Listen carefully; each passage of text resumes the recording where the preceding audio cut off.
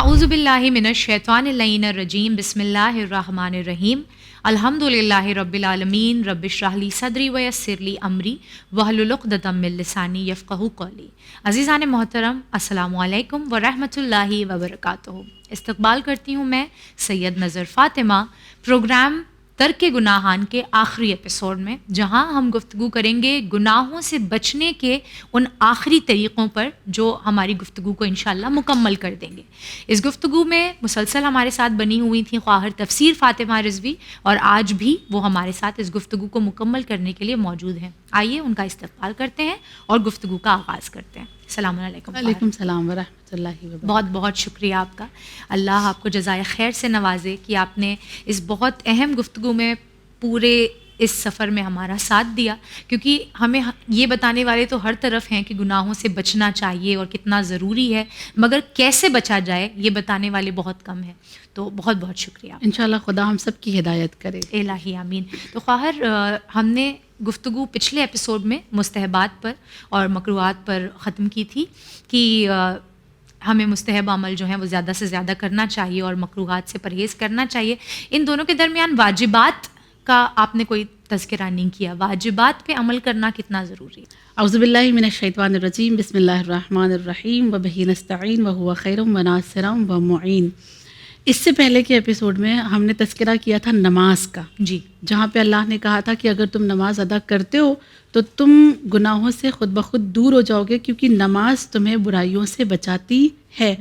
بالکل اسی طرح پروردگار عالم نے سورہ بقرہ آیت نمبر 183 میں ارشاد فرمایا، یا ایھا الذین آمنوا کتب علیکم الصیام کما کتب علی الذین من قبلکم لعلکم تتقون، کہ اگر تم روزہ رکھتے ہو، یہ جو روزہ ہے نا، یہ ماہ رمضان کے روزے کا ذکر ہے یہاں پر، کہ اگر تم نے رکھا تو یہ تمہیں متقی بنا دے گا. متقی بنا دے گا یعنی کیا؟ تم کو گناہوں سے دور کر بچا لے جائے گا. لہٰذا یہاں پر اللہ نے قرآن مجید میں واجب کام کو بتایا ہے کہ اگر تم نے انجام دیا تو تم کسی نہ کسی صورت گناہوں سے دور ہو جاؤ گے. مگر وہی شرط ہوگی نا نماز والی، جی، کہ جیسے رکھنے کا حق ہے ویسے رکھا جائے. اور اس میں پروردگار عالم نے کتنی خوبصورتی سے دلاسا دیتے ہوئے بات کی ہے کہ یہ صرف تم پر واجب نہیں ہے، پہلے والوں پر بھی واجب تھا. صرف تم نہیں رکھ رہے ہو، پہلے والے بھی رکھ رہے ہیں، انہوں نے بھی رکھا تھا، لہٰذا تم بھی رکھو. یعنی اللہ دلاسا دے رہا تم رکھ سکو گے، کیونکہ پہلے رکھ چکے تو تم بھی رکھ سکو گے. رکھو اور اس کے ذریعے سے تم اپنے آپ کو متقی بناؤ. یعنی ایک واجب پروردگار عالم بتاتا ہے کہ انسان کو گناہ سے روک لیتا ہے. پھر اس کے بعد اور جو طریقے بتائے گئے ہیں اس میں سے ایک طریقہ یہ بھی بتایا گیا کہ اللہ کی بارگاہ میں بار بار توبہ کرے. ایک بار توبہ سے بات نہیں بنتی ہے، بار بار توبہ کرنا چاہیے، جس کی دلیل ہمیں قرآن کی آیت سے ملتی ہے. سورہ نور آیت نمبر 31 اللہ فرماتا ہے، وَتُوبُوا إِلَى اللَّهِ جَمِيعًا أَيُّهَا الْمُؤْمِنُونَ لَعَلَّكُمْ تُفْلِحُونَ. اے اہل ایمان، تم سب اللہ کی بارگاہ میں توبہ کرو تاکہ تم فلاح پا جاؤ. توبہ کرو تاکہ تم فلاح پا جاؤ، کامیاب ہو جاؤ. یعنی گناہ سے ہٹ کر تم کامیاب لوگوں کی لسٹ میں آ جاؤ. صحیح. کیا اللہ کہہ رہا ہے؟ جمیعاً. جو لفظ جمیعاً آیا ہے نا، کہ اس کا معنی یہ ہوتا ہے کہ کوئی پرٹیکولر گناہ گار کی بات نہیں کی جا رہی ہے. جی، ہر طرح کے گناہ گار، بالکل سارے گناہ گار، جی، جتنے بھی گناہ گار ہیں، ہر کسی کو چھوٹ دی جا رہی ہے کہ تم میں سے جو آنا چاہے وہ آئے، توبہ کرے، بار بار توبہ کرے، جتنی بار جی چاہے اتنی بار توبہ کرے، اس لیے کہ اس کا دروازہ تمہاری آخری سانس تک کھلا رہے گا اور تم اس توبہ کے ذریعے سے فلاح حاصل کر لو گے. یہ ایک بات بتائی گئی. پھر اس کے بعد اگلا طریقہ بتایا جاتا ہے کہ اگر اپنے آپ کو گناہوں سے بچا کر کامیابی حاصل کرنا چاہتے ہو تو ایک بہت اہم کام ہے، وہ ہے حرام غذا سے پرہیز. جی، اپنے آپ کو حرام سے بچا لے جانا. کیا کہا تھا امام حسین نے روز عاشور؟ جی یاد ہے؟ بالکل. آپ وہ جملہ دہرا سکتی میرے لیے؟ جی. یہ تمہارے اوپر جو وقت کے امام اور حجت کے الفاظ کا اثر نہیں ہو رہا ہے، وہ اس وجہ سے کہ تمہارے شکم جو ہیں وہ حرام سے بھرے ہوئے ہیں. ہاں تمہارے شکم حرام سے پر ہو چکے ہیں، اور اس حرام سے شکم کے پر ہونے کی وجہ سے تمہارے دلوں پہ کیا لگ گئی ہے؟ تمہارے دلوں پہ مہر لگ گئی ہے، لہٰذا تم ایک وقت کے امام کو بھی نہیں پہچانتے، قتل کرنے پہ راضی ہو۔ یعنی حرام غذا انسان کو کون سے گناہ تک لے جا سکتا ہے؟ انتہا ہے جو گناہ، انتہا ہے۔ اللہ کا منسوب کردہ، نصب کردہ امامت کا عہدہ جس کے پاس ہے، اسے بھی تم قتل کرنے سے گریز نہیں کرو گے۔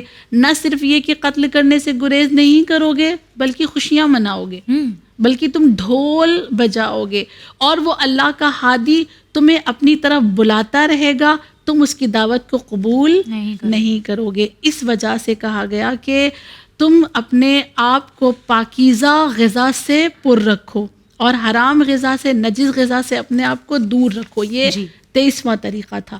اس کے بعد اگلا طریقہ جو بتایا گیا کہ کیسے اپنے آپ کو پاک رکھ سکتے ہیں گناہوں سے، تو کہا ارد گرد کا ماحول جو ہے نا وہ پاک رکھو۔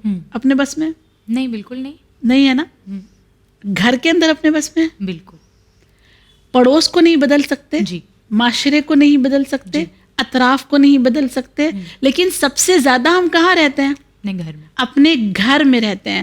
تو سب سے زیادہ محنت کس پر کرنا ہے؟ اپنے گھر پہ، گھر کے لوگوں اپنے پہ، گھر اپنے پہ اطراف کے لوگوں اپنے پہ، اطراف، جس کے ساتھ تم زیادہ وقت گزارتے ہو، جس کے ساتھ تم زیادہ رہتے ہو، وہاں کا ماحول تمہیں پاکیزہ بنانا ہوگا۔ اگر وہاں کا ماحول پاکیزہ ہے تو گناہوں سے بچنا آسان ہو جائے گا۔ خیر سوال اگلا اسی سے جڑتا ہوا جو میرے ذہن میں اٹھتا ہے کہ کیا فقط ماحول کو صحیح کر لینے سے انسان کا دل گناہوں سے دور ہو جائے گا؟ نہیں، بعض دفعہ ہم دیکھتے ہیں کہ ہم ان چیزوں پر کام کر لیں اور ماحول جو ہے وہ اپنے گھر کا یا اپنے اطراف کا سدھار بھی لیں، تو آخر ہم انسان ہیں، دلوں میں ایک گناہ کی جو خواہش ہے وہ اٹھتی ہے کبھی کبھی۔ تو ایسے ماحول میں یا ایسے وقت پر کہ جب اپنے ماحول پہ کام کرنے کے بعد بھی دل جو ہے وہ گناہ کی طرف راغب ہو رہا ہو، تو پھر کیا کیا جائے؟ سب سے پہلا کام اس کے لیے کرنا ہے کہ ہوتا ہے اچھے ماحول میں رہنے کے بعد بھی کبھی کبھی گناہ کی طرف دل مائل ہوتا ہے، تو سب سے پہلا کام، کسی کام کو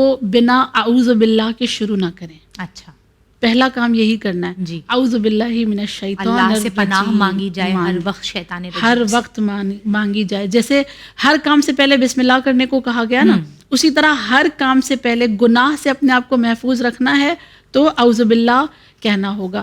ایک مکالمہ ملتا ہے ایک عالم دین کا اور شیطان کا۔ اچھا، بڑا خوبصورت شیطان نے سوال کیا عالم دین سے، کہتا ہے کہ میں بھی معاف ہو جاؤں گا اللہ کے یہاں۔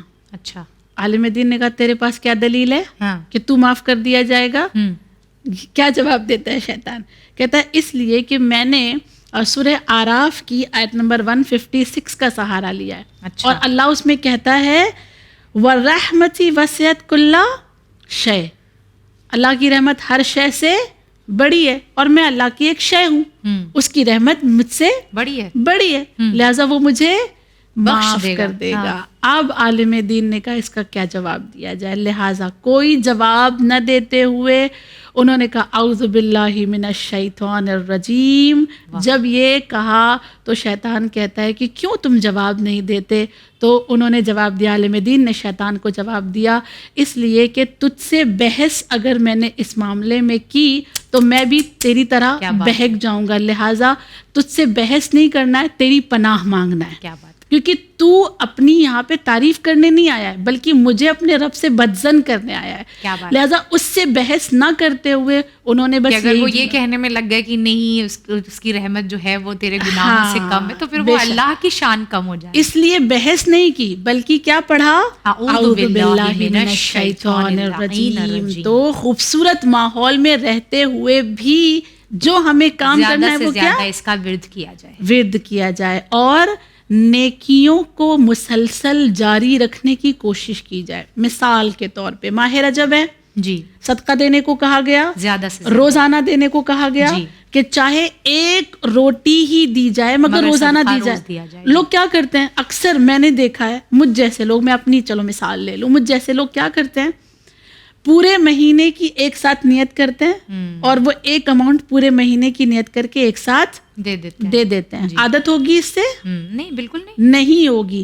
جب اللہ نے کہہ دیا کہ تمہیں روزانہ دینا ہے، کوئی تو لاجک کوئی ہوگا، مقصد ہے اس کے کوئی پیچھے. مقصد ہوگا، اس کے پیچھے کوئی فلسفہ چھپا ہوگا. یہ جو روزانہ کہا نا تمہیں روزانہ دینا ہے، اللہ کچھ آپ کے اندر ڈسپلن لانا چاہ رہا ہے. بے شک تاکہ تمہیں عادت ہو، اس تسلسل سے تمہیں عادت ہو جائے گی، اور جب عادت ہو جائے گی تو نیکیاں بغیر تمہاری رجب کے بھی تم صدقہ دینے پہ آمادہ ہو جاؤ گے، اور جب دینے لگو گے تو پھر شیطان خود بخود تم سے دور ہوگا. جب وہ دور ہوگا تو تمہارے گناہ خود بخود دور ہو جائیں گے، ختم ہو جائیں گے. پھر اس کے بعد کہا کہ اگلا طریقہ گناہ کو چھوڑنے کا 27واں طریقہ کہ ہر وقت اپنے ذہن میں اللہ کو رکھیں. جی، ہر وقت، کوئی ایک وقت بھی خالی نہ ہو. بہت عجب سوال پوچھا کرتے تھے ہمارے استاد، اور چیلنج کے ساتھ پوچھتے تھے. اچھا، وہ سوال ایسا تھا نا، خدا کی قسم آج بھی وہ سوال اپنے استاد کا یاد کرتے نا تو روح لرزتی ہے. ہم لوگوں کو پڑھاتے تھے اور پڑھاتے پڑھاتے کہتے تھے تم تو بہت مختصر سے لوگ ہو. میں یہ سوال اگر 5000 کے مجمع میں یا 1,00,000 کے مجمع میں بھی پوچھوں تو شاید کوئی کھڑا نہیں ہو پائے گا. اچھا، لیکن فی الحال میرا سوال آپ لوگوں سے ہے. آپ میں سے کوئی ایک کھڑا ہو جائے، اور چیلنج کے ساتھ میں کہتا ہوں کہ کوئی نہیں کھڑا ہوگا، کوئی ایک کھڑا ہو کے صرف یہ کہہ دے قسم کھا کے کہ میں نے اپنی پوری زندگی میں ایک بار 2 رکعت نماز ایسی پڑھی ہے کہ اس 2 رکعت کے درمیان میں میرے ذہن میں اس کے سوا کوئی نہ تھا. صحیح ہے، کوئی وعدہ نہیں کر سکتا کوئی کھڑا ہو پائے گا؟ آج بھی ان کا سوال یاد آتا ہے نا تو سر شرمندگی سے جھک جاتا ہے خدا کی قسم کہ 2 رکعت نماز میں کتنا وقت لگتا ہے؟ 2 منٹ بھی نہیں. بہت مشکل سے، اگر بہت آرام سے پڑھیں گے تو 3 منٹ لگے گا، ہے نا. 3 منٹ بھی ہم خالص اللہ کے نہیں ہو پائے. کیا بات ہے. ہمارا ذہن صرف اللہ کے بارے میں نہیں سوچ پایا، تو پھر ہم اور آپ کس طرح سے اللہ کے خاص بندے بنیں گے؟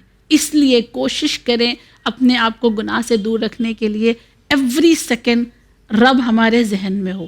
اگر وہ ہمارے ذہن میں ہوگا گناہ کا چھوڑنا ہمارے لیے آسان ہو جائے گا. پھر اس کے بعد اگلا 28واں طریقہ دیکھیں. اگلا طریقہ بیان کرنے سے پہلے ایک بہت خوبصورت بات یہاں پر بیان کی گئی ہے کربلا کے حوالے سے. میں مینشن کرنا چاہوں گی. امام حسین یزیدی فوج سے خطاب کرتے ہوئے، اپنی حجت کو تمام کرتے ہوئے واپس آ رہے تھے تو ایک شقی نے پتھر مارا تھا. خدا کی لعنت امام حسین کے سر پر.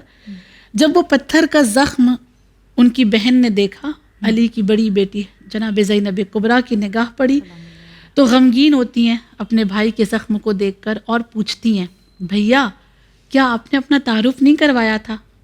جس نے پتھر آپ کو مارا ہے کیا وہ لوگ آپ کو نہیں جانتے تھے؟ کیا آپ نے نہیں بتایا تھا کہ آپ کون ہیں؟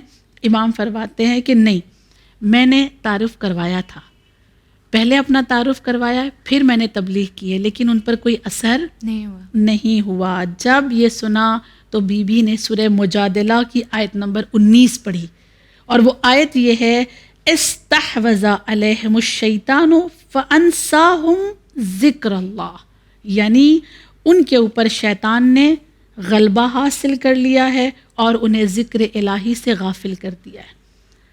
تو جب ذہن ذکر الہی سے غافل ہو جائے اور شیطان غلبہ حاصل کر لے تو وقت کے حسین پر پتھر کی بارش ہوتی ہے.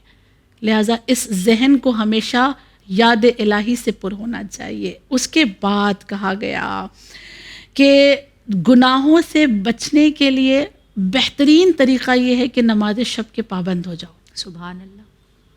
جی، جو گناہ گار ہے اولاً تو وہ پڑھ ہی نہیں پاتا. یہ تو ہے. اور یہ بہت مشہور کسی عالم دین کا واقعہ بھی ملتا ہے نا کہ ان کی کبھی نماز شب جو ہے وہ قضا نہیں ہوتی تھی. اب 40 دن ہو گئے اور وہ نماز شب کے لیے اٹھ نہیں پا رہے تھے. اگر میں غلط ہوں تو میری اصلاح کریے گا. جب انہوں نے تھوڑا سا سوچا کہ یہ کیا وجہ ہے کہ اللہ مجھے توفیق نہیں دے رہا ہے، یہ نماز شب میں نہیں پڑھ پا رہا ہوں، مسلسل 40 دن ہو گئے، تو انہوں نے جب اس پر غور کیا تو پتہ چلا کہیں غلطی سے انہوں نے جو ہے وہ ایک لقمہ حرام کھا لیا تھا، جس کی وجہ سے 40 دن تک ان سے یہ توفیق سلب کر لی گئی. جاگ رہا ہوتا ہے انسان لیکن نہیں پڑھ سکتا، پڑھ ہی نہیں پاتا. کتنے لوگوں کو آپ نے اپنی زندگی میں دیکھا ہوگا کہ پورے ماہ رمضان نماز شب کے ٹائم پر جاگتے ہوتے ہیں، پڑھ پاتے ہیں؟ نہ، ہر کوئی پڑھ پاتا ہے؟ نہیں پڑھ پاتا. کچھ تو وجہ ہوگی. اس میں کچھ وجوہات بتائی گئی. سب سے پہلے امیر المؤمنین نے کہا تمہارے گناہ کی وجہ سے، دوسرا کہا تمہارے جھوٹ بولنے کی وجہ سے، تیسرا کہا کہ بنا کسی وجہ کے دیر تک جاگنا جو تمہارا ہے نا، آج کل ریلز دیکھتے ہیں اسکرول کر کے، عجیب. اللہ کہہ رہا سو جاؤ، آرام کرو، ہم ریلز دیکھ رہے ہوتے ہیں. تو یہ جو بے وجہ ہم جاگ رہے ہوتے ہیں نا رات میں، اس وجہ سے بھی. اور پھر چوتھا کہا شکم سیری کی وجہ سے. رات میں شکم سیر ہو کر اگر تم کھائے ہو تو تم نہیں اٹھ پاؤ گے. بنا وجہ کہ تم جاگے ہو تم نماز شب نہیں پڑھ پاؤ گے. تم نے جھوٹ بولا ہے، تم نماز شب نہیں پڑھ سکو گے. لہٰذا اگر دوری اختیار کرنی ہے تو نماز شب کا خود کو پابند بنانا ہوگا.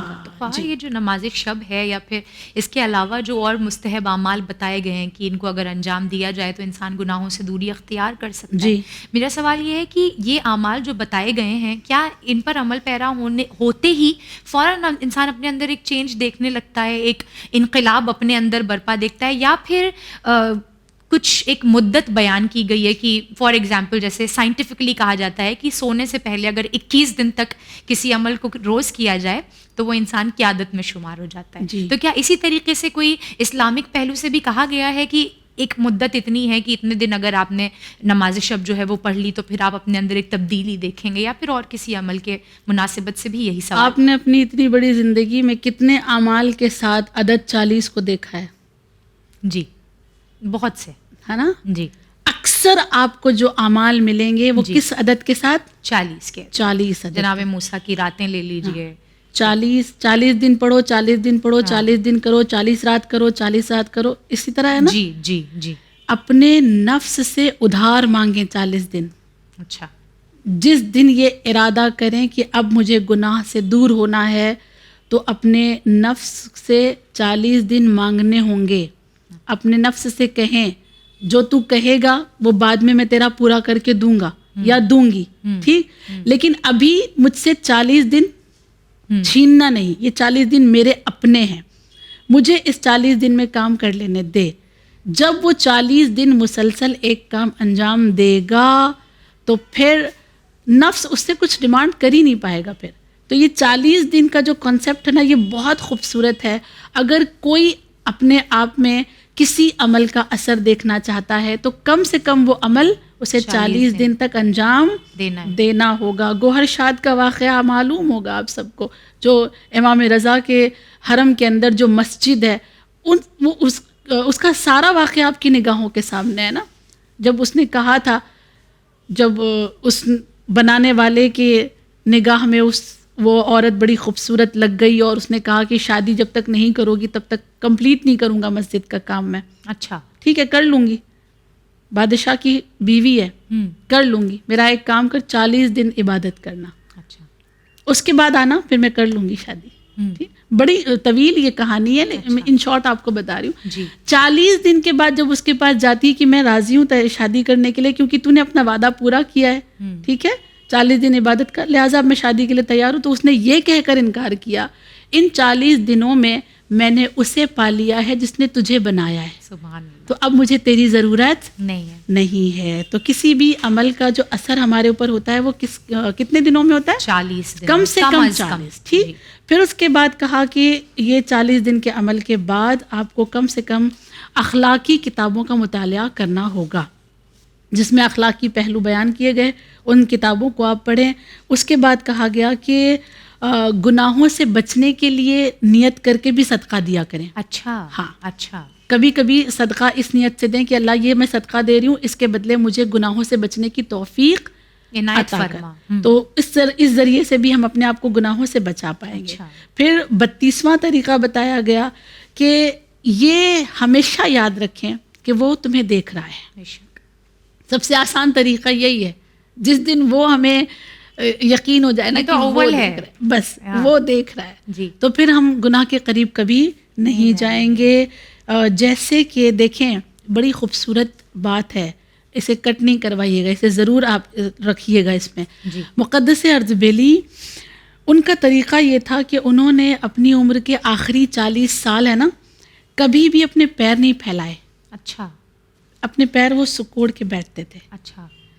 اور جب ان سے پوچھا گیا کہ آپ اس طرح سے کیوں بیٹھتے, وہ لیٹتے بھی تھے نا تو پیر نہیں پھیلاتے تھے. اچھا. ہاں, وہ بیٹھتے تھے کہیں بھی کسی بھی طرح سے اپنے پیر انہوں نے نہیں پھیلائے. ہاں. جب پوچھا گیا کہ آپ کیوں اپنے پیر نہیں پھیلاتے تو انہوں نے جواب دیا, وہ دیکھ رہا ہے نا, 1-2 دن نہیں 40 سال. 40 سال وہ دیکھ رہا ہے, اس کے سامنے میں پیر کیسے پھیلا لوں. اللہ اکبر.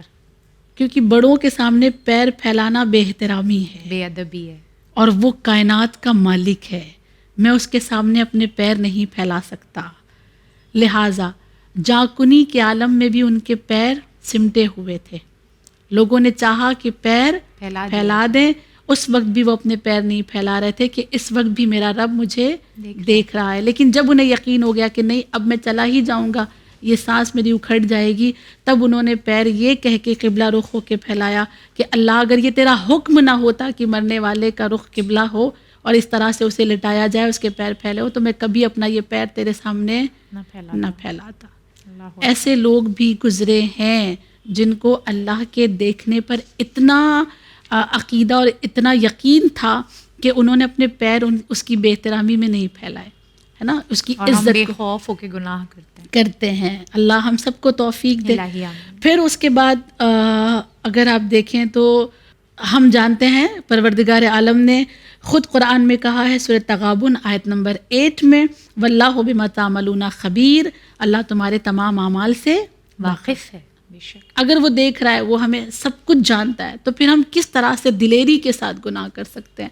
تو یہ ایک کام اگر ہم کر لیں تو زندگی چینج ہو جائے گی انشاءاللہ. تو کیا فقط یہ کافی ہے کہ یہ اتنا سوچ لیا جائے کہ اللہ ہمیں ہر وقت دیکھ رہا ہے, یا پھر اس سے ایک قدم اور آگے بڑھ کر یہ بھی سوچا جائے کہ ہمیں مرنا بھی ہے, اس زندگی کو ختم ہونا بھی ہے, ہمیں اس کے سامنے بھی جانا ہے, جو کہا جاتا ہے کہ اللہ کو کیا منہ دکھائیں گے. تو اس بات کا خیال رکھنا کتنا ضروری ہے. تبھی تو بار بار روایات کے جملے ہیں نا کہ گناہوں سے بچنے کے لیے کم سے کم دن بھر میں 20 مرتبہ اپنی موت کو یاد کرو. کم از کم 20 مرتبہ. کتنی مرتبہ ہم یاد کرتے ہیں. پھر ہمارے استاد کی یاد آتی ہے, وہ کہتے تھے ہمیشہ کہ سب کو موت کا یقین ہے مگر دوسروں کی, بالکل اپنی نہیں. جس دن اپنی موت کا یقین ہو جائے گا اس دن انسان راہ راست پر خود بخود آ جائے گا. تو اللہ دیکھ رہا ہے, اور اس کے بعد اللہ نے جو زندگی دی ہے اس کو ختم ہو جانا ہے, قبر کی منزل پر ہمیں جانا ہے, ہمیں موت ہماری نظر میں ہونی چاہیے. ہم بہت آسانی سے گناہوں کو ترک کر دیں گے جس دن موت کا یقین ہو جائے, اپنی موت کا. جی بالکل ٹھیک ہے. پھر اس کے بعد کہا گیا کہ ایک بہت خوبصورت طریقہ کہ اگر گناہوں سے واقعاً بچنا ہے تو ائمہ کا سہارا لینا ہوگا. ائمہ سے توسل کرنا پڑے گا.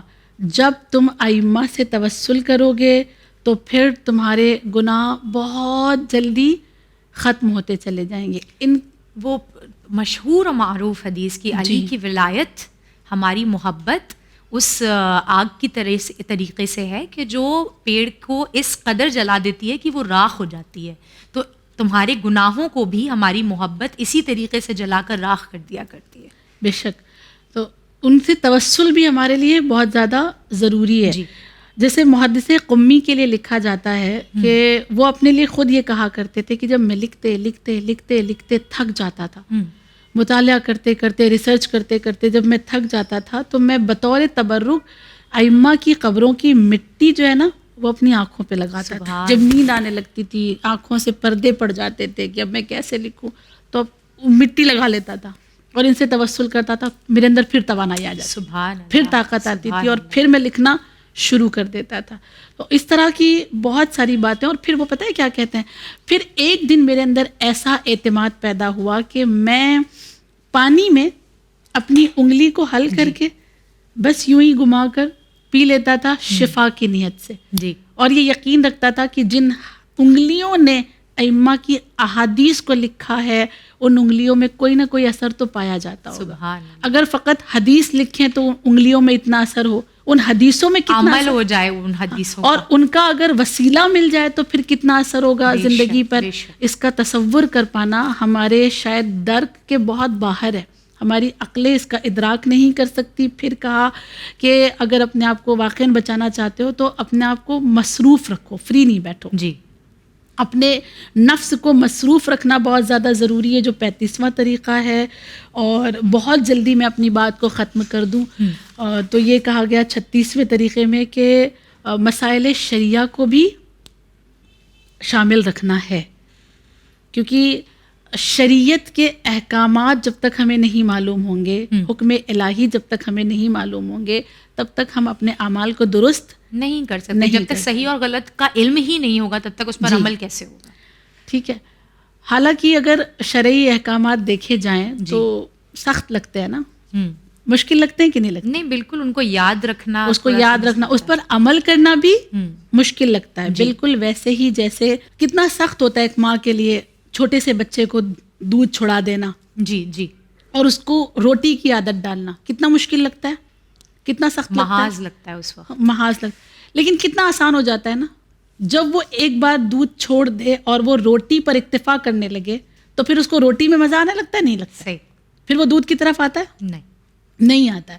پھر وہ روٹی کو ہی مزے لے کر کھانے لگتا ہے. تو شروعات میں ہمیں سخت لگتے ہیں یہ مسائل, ان کو یاد کرنا, اس پر عمل کرنا, لیکن جب ایک بار عادت ہو جاتی ہے تو پھر اسی میں لطف آتا ہے, بہت اسی میں مزہ آتا ہے. لہٰذا مسائل شریعہ کا جاننا اور اس پر عمل کرنا بھی ایک لطف ہے, ایک لطف ہے. پھر اس کے بعد کہا کہ واقعاً اگر پریکٹس کرنا چاہتے ہو گناہوں کو چھوڑنے کی تو 40 دن تک کم بات کرنے کی عادت ڈالو. مرحلہ ہے, پریکٹس کرو کہ 40 دن تک زیادہ سے زیادہ خاموش رہو. کیا ہوگا؟ زیادہ سے زیادہ لوگ بولیں گے پراؤڈی ہے, بات نہیں کرتی ہے, لیکن جتنی بات کم ہوگی اتنا گناہ بھی کم ہو جائیں گے. لہٰذا چپ رہنے کی عادت ڈالیں, بہت کم بولیں. 40 دن تک اگر کر لے گئے کم بولے تو پھر آسان ہو جائے گا آگے. لیکن یہ زیادہ تر گناہ جو ہیں زبان سے ہوتے ہیں, لہٰذا چپ رہیں, خاموش رہیں. پھر اس کے بعد کہا کہ اگر اپنے گھر کے ماحول کو گناہوں سے دور رکھنا چاہتے ہیں تو ہمیشہ کوشش کیا کریں کہ اپنے گھر میں باواز بلند اذان دی جائے. جی, بہت اس کی تاکید کی گئی ہے, بہت زیادہ. اس میں ایک حدیث بھی ہے کہ اگر آپ اذان دیتے ہیں اپنے گھر میں تو اس کے سلسلے سے ایک حدیث بھی ہے کہ روز محشر جب سارے لوگوں کی گردنیں شرم و حیا سے جھکی ہوں گی تو ان کے سر بلند ہوں گے جو اذان دیا کرتے تھے. کیا بات, جو آواز بلند اذان دیتے تھے, چاہے مسجد کے محراب میں ہو یا اپنے گھر میں ہو. اگر وہ آواز کے ساتھ اذان دیتے تھے تو سارے سر تو جھکے ہوں گے لیکن اذان دینے والوں کا سر بلند ہوگا.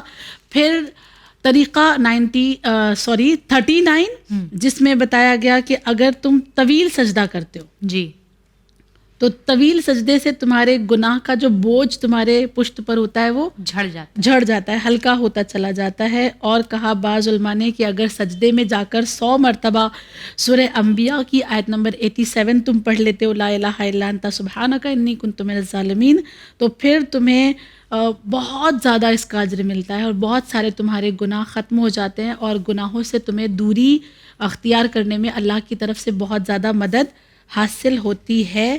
آخر بتایا گیا سب سے لاسٹ 40واں طریقہ کہ گناہوں سے بچنے کا کہا کہ جب بھی درود پڑھو آواز بلند پڑھو, اللہم صلی علی محمد و آل محمد وعجل فرجہم. اگر تم نے بآواز بلند درود پڑھا تو جتنا تم درود پڑھتے چلے جاؤ گے اتنا تمہارا گناہ ختم ہوتا چلا جائے گا, گناہوں سے دوری اختیار کرتے رہو گے. شاید یہی وجہ ہے کہ آیت اللہ بہجت نے ایک مقام پہ کہا تھا کہ 2 ذکر کبھی اپنی زبان سے جدا نہ کرنا, ایک استغفار, ایک صلوات. جی, کہا تسبیح میں پڑھو, تسبیح گنتے گنتے تھک گئے تو رکھ دو, یوں ہی پڑھو, اور یوں ہی پڑھتے پڑھتے اگر تھک گئے تو صرف زبان ہلاؤ اور ارادہ کرو کہ میں پڑھ رہا ہوں. یہ بہت اہم ذکر ہے, یعنی اپنی زبان کو ہمیشہ تر رکھنا ہے استغفار سے. اسی لیے تو کہا گیا نا کہ روز محشر جو ہے, جو جب آپ کے نیکیاں کم پڑ جائیں گی تو یہی صلوات ہوگا جو دوسرے پلڑے میں رکھا جائے گا تاکہ آپ کے گناہوں کا پلڑا ہلکا ہو جائے. ہلکا ہو جائے. تو یہ دنیا میں بھی گناہوں سے ہمیں بچاتی ہے اور آخرت میں بھی یہ صلوات جو ہے ہمارے گناہوں کو کم کرنے میں مددگار ثابت ہوگی انشاءاللہ. بہت بہت شکریہ خواہر عزیز. اللہ آپ کو جزائے خیر سے نوازے کہ آپ نے اتنی اہم گفتگو ہمارے حوالے کی. اللہ آپ کو اور علم سے نوازے اور اسی طریقے سے آپ کو ہم کو اور توفیق دیتا رہے کہ ہم اسی طریقے سے اچھی باتوں کو نہ صرف یہ کہ لوگوں میں عام کریں بلکہ خود بھی اس پر عمل پیرا. بہت بہت شکریہ خواہر. عزیزان محترم، اسی کے ساتھ ہم آپ پہنچے ہیں اس پروگرام کے اختتام پر جسے ہم کہتے ہیں ترک گناہان. اس پروگرام میں ہم نے ان تمام طریقوں کو آپ کے سامنے رکھنے کی کوشش کی جنہیں دگج علماء اکرام نے درج کیا ہے کہ وہ کس طریقے سے گناہوں سے دور ہونے کے اس سفر میں ہمارے لیے کارگر ثابت ہوتے ہیں. بالآخر دعا گو ہیں پروردگار عالم سے کہ وہ ہمیں توفیق دے کہ ان تمام باتوں پر ہم عمل پیرا ہو سکیں اور گناہوں سے جتنا ہو سکے اتنی دوری بنائے رکھ سکیں تاکہ وقت کا امام جلد از جلد ظہور فرما سکے. اسی کے ساتھ دیکھتے رہیے آپ لوگ چینل ون. میں سید نظر فاطمہ لیتی ہوں آپ لوگوں سے وداع. فی امان اللہ.